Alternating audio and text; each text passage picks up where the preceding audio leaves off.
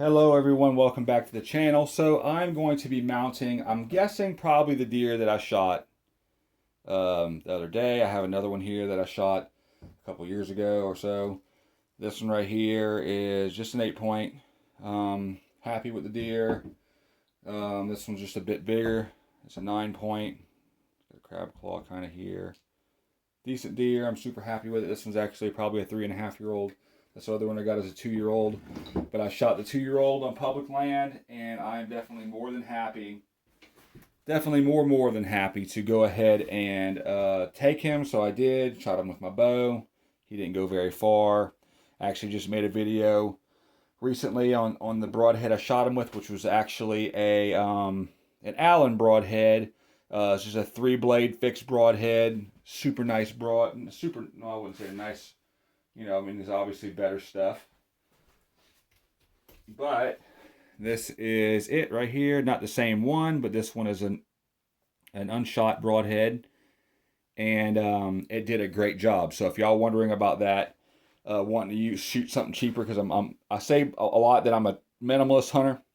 I wouldn't really say minimalist, because I don't shoot a longbow or a muzzleloader all the time, So I don't even own a longbow. But I do like to use budget, the best bang for my buck, So why pick a muzzy over something like this? I mean, honestly, this thing did a great job. It didn't even damage the broadhead at all. I hit the deer. It went through some bone and stuff. So, it's the first broadhead that I've ever shot a deer with that didn't get damaged, and it was $9 for a pack of 3. So, if that tells you anything. So what I went ahead and done is I drew a whole bunch of the plaque that I'm gonna put this deer on. I drew a bunch out with pencil. I traced the other ones that I've made, and I did this one permanent marker. That way I could see it better while I'm cutting it with a jigsaw. So I'm going to cut it with a jigsaw here pretty soon, and I'm gonna show y'all what that looks like. Right now I'm gonna go ahead and show y'all the leather that I got to cover the mount with. I know it's crazy or whatever, but I'm sure y'all seen those classic mounts. So I have this brown. It's really nice. And I have some of this black. I'm not sure which one of these I'm going to use first. They're both really nice. They're both deer leather. They're just dyed, different colors. And I'm going to let you know how that comes out. I'm going to be making the form over this. There's going to be a littler shield that comes down to a point like this. That's going to go on top of this. This one's going to be covered with the what do you call that stuff? The leather. And then after that's all stapled around the back, I'm going to be using this as this plywood here to mount this to originally, and then cut out that shape that's going to go on top of this. So I'm going to go through all that with you. I've been wanting to do this, and now I get to do it. I'm going to be stapling the leather around the back with this, just a normal heavy-duty stapler and some. These are 5/16 staples, so they'll get a good bite and they won't let go. And then once I have all that on here, the antlers and stuff, and the basically finished piece, I'm going to screw some screws through the back of here into that to completely secure it, even though it's going to be glued on there. So, and then I'm going to drill a little hole at an angle, and that way I can hang it on a nail. So I'm also going to use some of this wood finish. This one is, I think it's just a dark walnut. Okay, so I'm going to use that after I cut this out and sand it to go ahead and color it with. And I also have plaster of Paris right here that I'm going to be using with some cut up pieces of nylon string in there to help hold it together, kind of like you put rebar in concrete. Because some of the other ones that I have made kind of get a little wiggly after the stuff cracks. I'm hoping that this will put an end to that. Also thought about mixing it with some grout, but I think that I'm just going to do the plaster of Paris, maybe a little bit of grout mixed in with it, non-sanded grout, and some of that cut up nylon string. What I'm going to do is cut it in pieces about, I don't know, maybe 3 inches long or so, unravel them, and mix about maybe 10 or 15 of those little pieces in with the structure, and then sand that all down, and then right after that's going to be wrapped with the leather. and I think it's going to come out looking good. I made some already. If you go back in my videos, maybe close to 100 videos ago, you'll see that. So I'm going to go ahead and cut this, and then I will let y'all keep updating y'all as this goes along. This is going to be one big video, so stick tuned for the end of this. It'll be great. All right, everyone. All right. Now that I got it cut out, which I just used a normal, skill saw. This is a Skill Classic. Don't know how old it is or whatever, but it's not it's not super classic. It's a recently made deal. I'm going to use my sander, and I'm going to sand all the edges of this very, very well.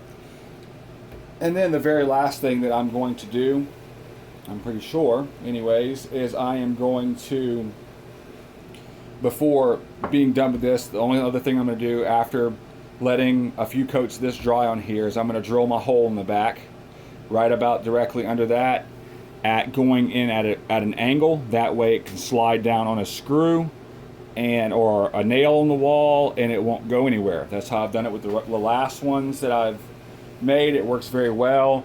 Just any little finishing nail like this can hang it, and it has done great for me. I have done 2 of these already, and they look amazing. So without further ado, I'm going to go ahead and sand this down and then tune y'all back in. All right, everybody, it's been cut out, sanded. I don't know how well y'all be able to see it, but I did take the edge off really well. It does feel really great. Kind of wishing I'd have done these with the grain running up and down, but they'll still look really good. I'll probably do some of the next ones like that. But for right now, these look amazing. This is actually a pretty light piece of wood, even though it's a pretty piece of wood. I'm not sure if it's maple or exactly what it is, but I really like it. So now I'm going to go ahead, while y'all are here, and just go ahead and move on to the next step, which I am going to basically paint this bad boy, kinda, in a way, but at the same time, no. And I'm gonna do it on this piece of wood here. That way I don't get any all over everything else. Then I'm not trying to get stuff all over. So 1 second. Y'all just give me one. All right, got a screwdriver. I'm gonna go ahead and pop this baby open. This is all I've pretty much ever used this specific stuff for. And obviously, you know that I haven't done a whole bunch of them. I've only done 2, so this is my second one. But I feel like I did a good enough of a job that you guys would be able to see what I did. So I got this little foam brush. I'm just going to dip it in the top here. And from there, just apply this stuff on here. Basically the issue that I ran into before is doing your best to not get bubbles. I have used this brush before. I do have a brand new one that if this one starts leaving streaks, I will, kind of change the brush. Obviously, I'll get something different. But this stuff soaks in kind of after a while. So I'm just going to brush it in everywhere around the whole thing. I'm even going to obviously get the edges.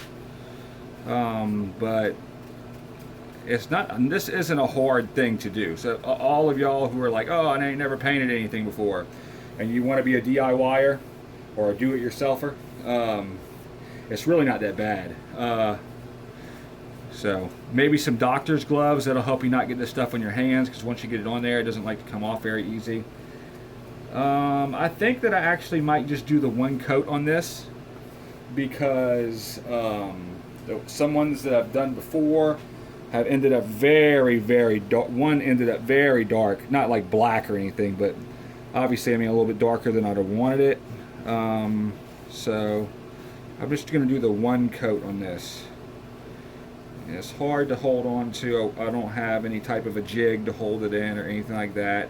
I actually came up with this design for this specific plaque on my own. I actually drew the template on a piece of paper and kind of went from there. You can see this thing is starting to look great already. It'll take it a while to dry though. So while this is drying, I will go ahead and move on to the next part of this whole thing. After I look at that, it looks great, don't it? Doesn't that look good? Color in all the sides. Just got one more little area after this one. Oh yeah, I like this. I ain't lying. This looks really good. So I'm actually very, very, very, very happy with this. That looks amazing. It really does. I'm super happy with that. So I'm gonna put the cap back on this little thing of wood finish. This stuff is really cheap. I think it's like $5 or so. I got at my local Lowe's, or might have been a Foreman Home. But I'm glad I got it because, I mean, obviously I got it for this purpose, but hey, you know, you never know. Another thing you want to do while this is drying, so I'm going to go ahead and stop the video here in a little bit and then pick up in a little, and later on once this is dry better. But if you, man, it's just looking better and better. If you do this while you're doing other woodworking stuff, little pieces of the dust and sawdust will get stuck to this and ruin it. So you kind of have to kind of space yourself out a little bit with that stuff, and not possibly just not do it all at once or whatever. Right now I'm fanning out these little bubbles that are popping out, but it looks really, really good. So the part that I'm going to put on here is going to be another little shield looking thing, except it ain't going to have the pretty little top part. It's just going to be like a, you know, like a heart, like an actual atomically correct heart shape on here. And I'm going to put, it's actually going to be on this piece of wood or another one that I have just like it over there. Then I'm going to put the antlers on that, on a little block, and I'm going to screw through the skull cap and get it mounted to the piece that I cut out. Then after it's mounted to there, I'm going to get it, you know, glue little areas and whatever as best I can to make sure that it's solid. And then I'm going to mix my plaster of Paris and go from there. So I will tune y'all in for that. I don't want this to be a long video, so I'm going to shut y'all off here. Thank y'all so much for sticking around to this point. I promise the end product is going to be worth the watch. So I'll see y'all in a bit. Alright, so while I've been waiting for this to dry, which is still not completely dry, but if you look at it, that looks really good. I like all the grain that you can see in it. I wish it was going straight up and down, I guess, but it really doesn't matter. It still looks really good. Tomato. So anyways, while I was waiting for that, I went ahead and trimmed some more on this. If you can see on the back here, you know, I just made it much, I took off all the extra where I needed to, because, you know, there is a whole bunch actually sticking out back here, about out to where my finger is, that you got to get off of there so you can make your mount just more, I don't know, I feel like it looks better. Even if I could take off a little bit more than that, I would. So I was using this Japanese handsaw to do that, just making sure that I wasn't nicking the actual antler anywhere. And so y'all have to be careful about that too, but it looks a lot better now. So I'm going to drill 2 small holes through here, and once those are drilled, that's what I'm going to drill this into this piece of wood, which is going to be cut in a smaller shape to fit on this piece of wood, like I explained before. And then I'm going to mold the plaster of Paris mixed with grout and some string through there for sturdiness, and then sand it all down to be a nice shape. And then I'm going to stretch the leather, which I showed y'all before, over all that. So anyway, I just want to show y'all this is something y'all should definitely do too. Make sure y'all get as much off of here as you can. Obviously, don't cut it down to nothing. You want there still to be some strength to this thing. So yeah, just make sure that you you know, don't score the antlers in the process, because you'll be really upset. I haven't done that yet, but I know it's something to watch out for because it's really easy to do. So I'll see y'all in a bit.